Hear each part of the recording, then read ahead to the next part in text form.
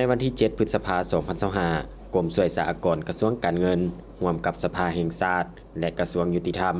ได้จัดกองประชุมกวดการเนื้อในรอบด้านต่อห่างกฎหมายว่าด้วยอากรรายได้ฉบับปรับปรุงโดยการเป็นประธานของท่านสมมาตร พ้นเสนา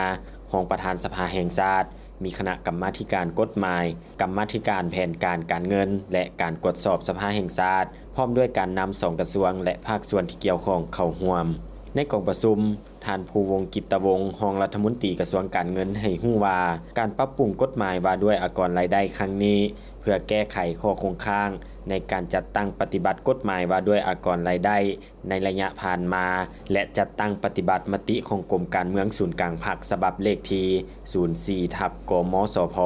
เกี่ยวกับการสร้างเศรษฐกิจเอกราชเป็นเจ้าตนเองให้ปรากฏผลเป็นจริงรัฐบาลได้ชี้นำกระทรวงการเงินจัดตั้งพันขยายเนื้อในจิตใจของมติกรมการเมืองศูนย์กลางภาคเข้าใส่กฎหมายฉะนั้นกระทรวงการเงินจึงได้แต่งตั้งคณะรับผิดชอบปรับปรุงร่างกฎหมายว่าด้วยอากรรายได้ปี 2019 เพื่อค้นคว้าและปรับปรุงเนื้อในและบางมาตราที่ยังเห็นว่า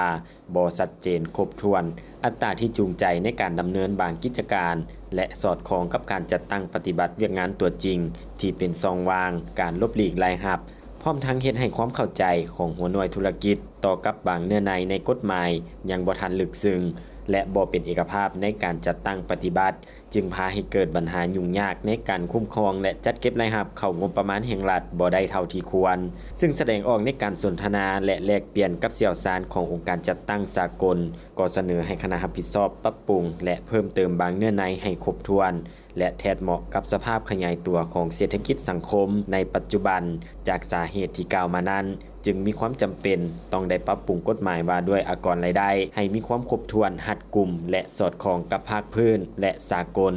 ซึ่งร่างกฎหมายว่าด้วยอากรรายได้ฉบับปรับปรุงประกอบด้วย9ภาคฉบับเก่ามี9ภาค7หมวดฉบับเก่ามี7หมวดและ74มาตราฉบับเก่ามี76มาตราในนี้ปรับปรุง47มาตรา